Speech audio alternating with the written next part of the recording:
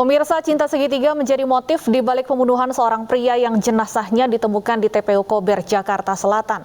Pembunuhan didalangi seorang wanita berinisial LM yang membayar 2 eksekutor untuk menghabisi nyawa korban.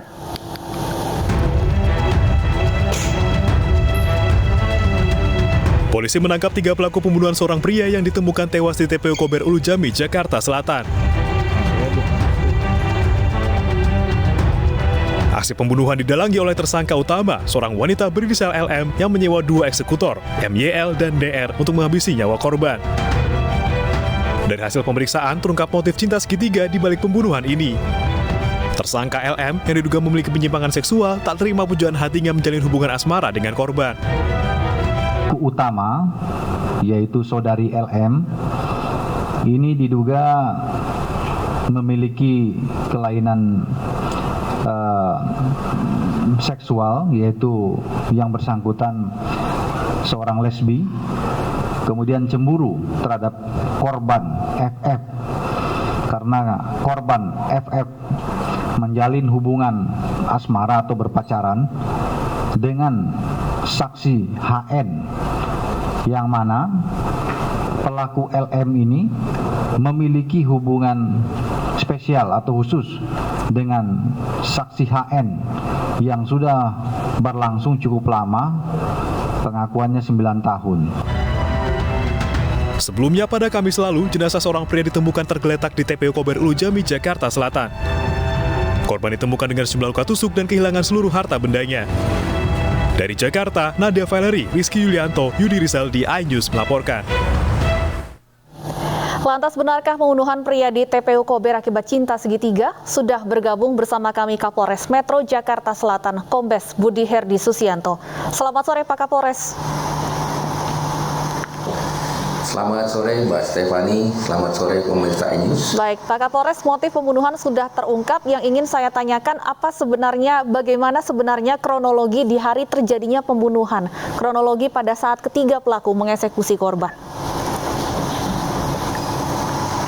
Baik, jadi peristiwa terjadinya pembunuhan pada hari Kamis dini hari tersebut itu sebenarnya kali ketiga dari upaya ataupun perencanaan yang seharusnya dilakukan oleh para pelaku, di mana para pelaku ini sudah merencanakan akan mencelakai korban itu diawali pada sekitar bulan Januari.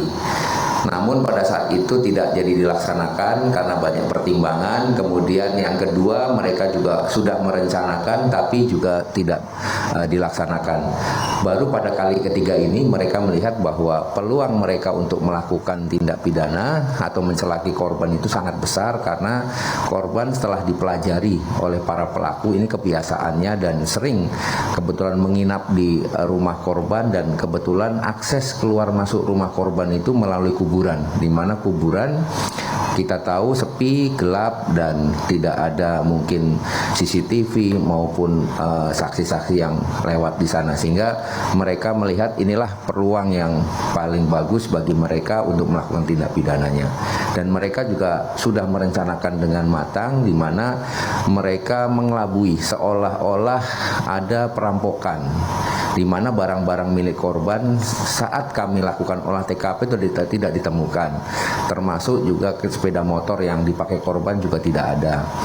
Nah, disinilah dengan kejelian para petugas kami, anggota kami dari Polsek Pesanggerahan, Polres Jakarta Selatan, dan di backup dari Polda Metro Jaya, kami melakukan olah TKP dengan cermat, dan kemudian kami bisa menangkap para pelaku yang dimulai dari eksekutor, penghubung, dan terakhir otak dari peristiwa tersebut.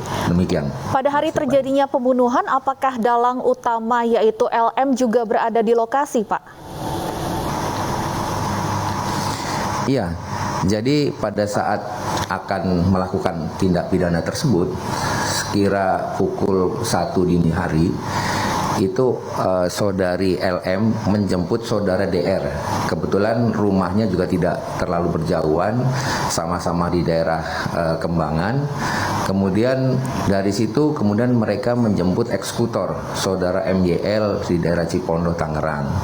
Nah, setelah mereka bertiga berkumpul, kemudian mereka menuju TKP dan mereka tahu bahwa saat itu korban itu ada di rumah pacarnya atas nama HN, sehingga mereka nunggu sampai dengan korban keluar dari rumah dan berada di TKP.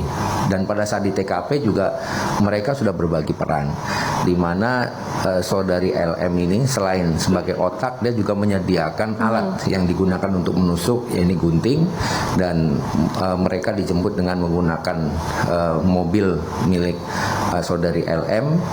Dan kemudian di TKP juga ada pembagian tugas, di mana saudara DR memegangi korban dan mencekik korban, sementara MYL yang melakukan penusukan dan saudari LM itu ada di situ. Baik, disebutkan motif asmara melatar belakangi pembunuhan ini. Sudah berapa lama sebenarnya LM ini menjalin hubungan dengan HN yang merupakan kekasih korban? Ya, jadi berdasarkan keterangan yang kami dapatkan bahwa saudari LM, tersangka utama dalam kasus pembunuhan ini, itu sudah menjalin hubungan dengan saksi HN itu kurang lebih 9 tahun. Nah, di antara mereka diakui oleh saudari LM ada hubungan khusus, dan kurang lebih 1 atau 2 tahun terakhir ini justru saudari LM yang mengenalkan korban kepada saksi HN. Namun setelah dikenalkan, mungkin antara saksi HN dengan korban diketahui oleh saudari LM kok semakin dekat dan hubungannya mungkin semakin mengarah ke pacaran dan sebagainya, sehingga tersangka LM ini merasa cemburu dan sakit hati karena sudah selama ini mereka berhubungan dengan saksi HN. Kalau antara LM dengan korban sendiri, awal mula perkenalannya dari mana, Pak? Ya, emang itu sedang kami dalami. Yang jelas pengakuan atau keterangan yang disampaikan oleh saudari LM bahwa sebelumnya saudari LM memang sudah kenal dengan korban, dan kemudian yang mengenalkan dengan pacar korban atau saudari HN itu adalah tersangka LM itu sendiri. Baik, Mbak. Lalu apakah HN sebagai saksi ini diduga mengetahui, Pak, rencana pembunuhan yang disusun oleh LM? Ya, sampai saat ini kami masih terus melakukan pendalaman. Ya, prinsipnya kami akan melakukan proses penyelidikan maupun penyidikan kami secara transparan, secara objektif, sehingga siapapun nanti yang diduga terlibat tentunya akan kita mintain pertanggungjawaban secara hukum. Baik, terima kasih atas informasinya Kombes Budi Herdi Susianto, Kapolres Jakarta Selatan. Selamat sore. Sebelumnya, pemirsa, warga dikejutkan dengan penemuan jenazah pria yang tergeletak di TPU Kober, Pesanggerahan, Jakarta Selatan. Korban ditemukan dengan sejumlah luka tusuk pada tubuhnya.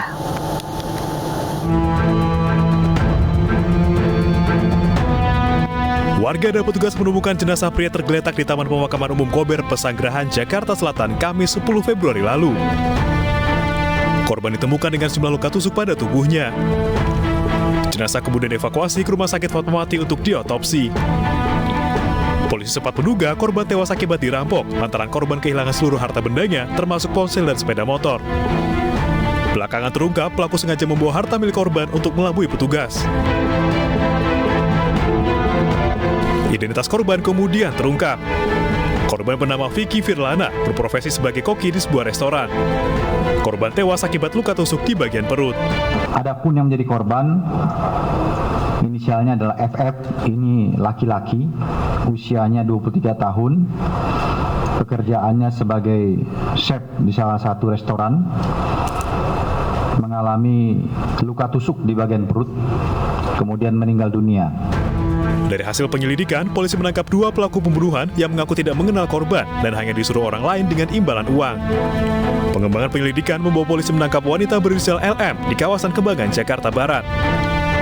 LM merupakan dalang pembunuhan yang menyewa 2 eksekutor untuk menghabisi nyawa korban. Pelaku sakit hati, pasangan sejenisnya direbut korban. Ketiga tersangka kini mendekam di sel tahanan Polres Metro Jakarta Selatan. Mereka dijerat pasal berlapis dengan ancaman hukuman mati atau penjara seumur hidup. Tim Liputan iNews melaporkan.